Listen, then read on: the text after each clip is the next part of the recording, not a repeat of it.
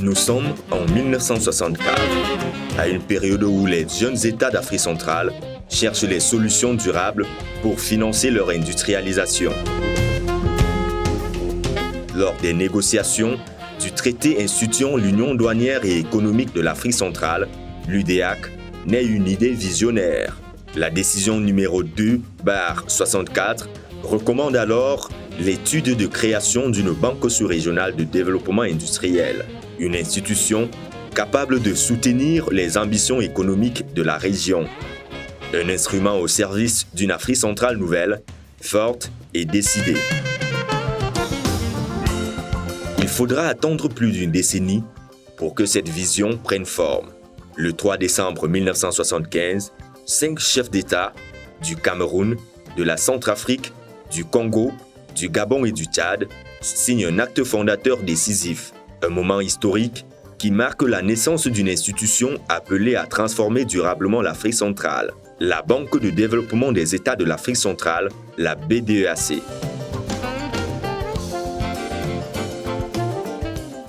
En décembre 1983, la Guinée équatoriale rejoint ces nations visionnaires. La famille est complète, 6 États unis pour bâtir une communauté économique forte, résiliente et tournée vers l'avenir. Une institution dédiée au financement du développement et au renforcement de l'intégration régionale.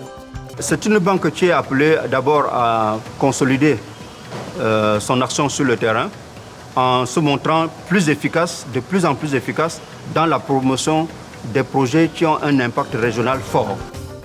Installée à Brazzaville, son siège devient le symbole d'une coopération constante et d'une volonté commune d'avancer ensemble. Les premières années sont celles de la structuration, un organigramme à bâtir, des mécanismes à définir, des orientations à affirmer. La BDAC est créée en 1975, mais ses activités démarrent officiellement le 3 janvier 1977. À son lancement, elle dispose d'un capital social de 16 milliards de francs CFA et d'un effectif de 19 agents, une équipe restreinte, mais mue par une ambition immense: servir le développement durable de l'Afrique centrale. Les premiers conseils d'administration tracent les axes majeurs, fixent les priorités et posent les fondations d'une gouvernance moderne, une gouvernance qui évoluera, se renforcera et se professionnalisera au fil des décennies.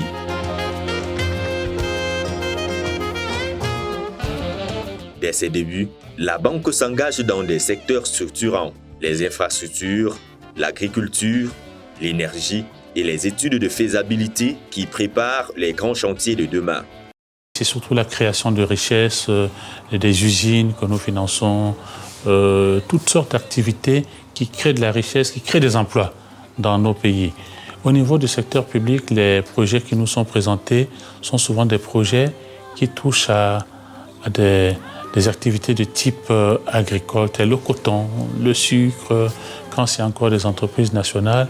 Et tout de suite, ce sont des activités qui permettent d'améliorer la vie de centaines de milliers de populations. Donc nous essayons de nous rendre utiles dans ces activités-là. Au cours des 20 premières années suivant le démarrage de ces activités, la BDAC mobilise plus de 58 milliards de francs CFA pour le financement de 86 projets, auxquels s'ajoutent 10 milliards de francs CFA consacrés à 29 études déterminantes. L'appui de la Banque de développement des États de l'Afrique centrale nous a été d'une très grande utilité.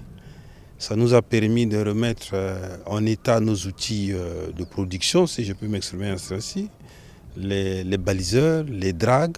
Ça nous a permis d'acquérir des consommables pour l'entretien des voies d'eau. Ces projets, répartis dans l'ensemble de la sous-région, contribuent à moderniser les économies, à soutenir la production et à créer les bases d'un marché commun plus intégré.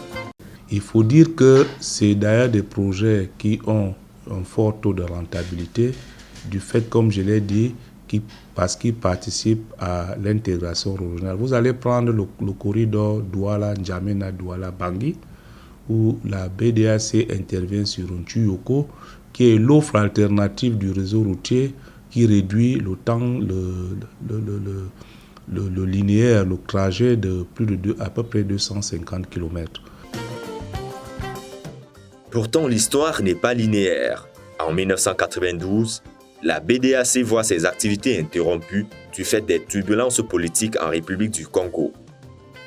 Mais l'institution fait preuve de résilience. En 2002, elle reprend ses opérations avec une détermination renouvelée, plus forte, plus structurée, prête à renforcer de manière décisive la dynamique de développement régional.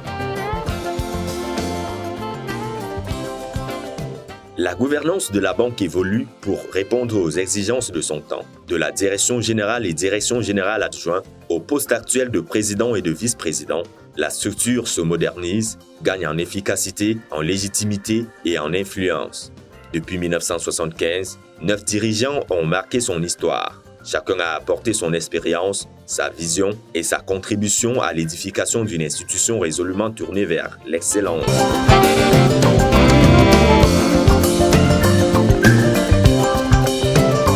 « 50 années d'existence et autant d'évolutions majeures.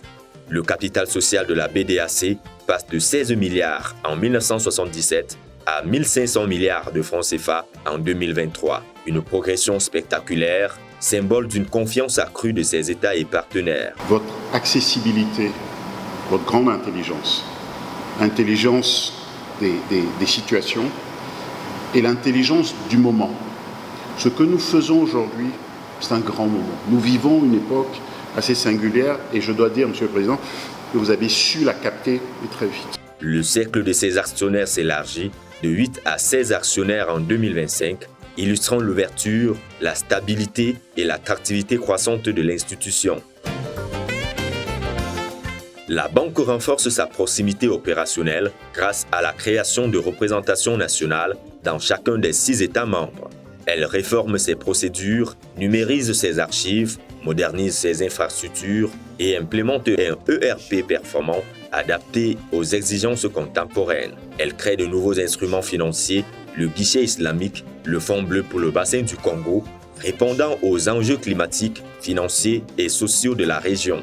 Et surtout, elle obtient la prestigieuse notation internationale Moody's Ba3 avec perspective stable, une reconnaissance mondiale de sa solidité financière, de sa gouvernance efficace et de son rôle stratégique dans le financement du développement de l'Afrique centrale. Dans ces moments historiques, emplis d'espoir et d'espérance, la BDAC réaffirme son engagement à être le moteur du financement de développement durable dans le bassin du Congo.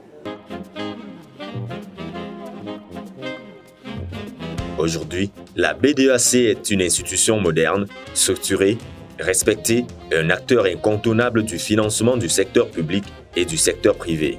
Une banque régionale qui accompagne les transformations économiques, renforce les infrastructures, soutient les initiatives innovantes et contribue à bâtir une croissance durable et inclusive. Elle travaille chaque jour à renforcer l'intégration régionale, à favoriser la compétitivité et à soutenir les ambitions de ses États membres. 50 ans d'action, 50 ans de réformes, de progrès et d'engagement au service de l'Afrique centrale. En décidant de célébrer ces 50 ans d'existence, la BDAC entend en fait réaffirmer sa vocation de pilier stratégique pour l'intégration et le développement durable des États de l'Afrique centrale. Aujourd'hui, plus que jamais, la BDAC ouvre un nouveau chapitre de son histoire, un chapitre fait d'innovation, de transformation structurelle et de vision stratégique. Un avenir où le développement durable, inclusif et partagé demeure au cœur de sa mission. Notre vision pour l'avenir est donc claire.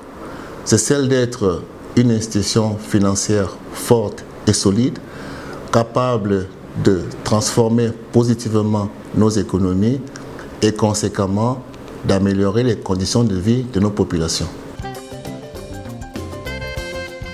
50 ans au service du développement de l'Afrique centrale, 50 ans de service des peuples, 50 ans et l'avenir commence maintenant.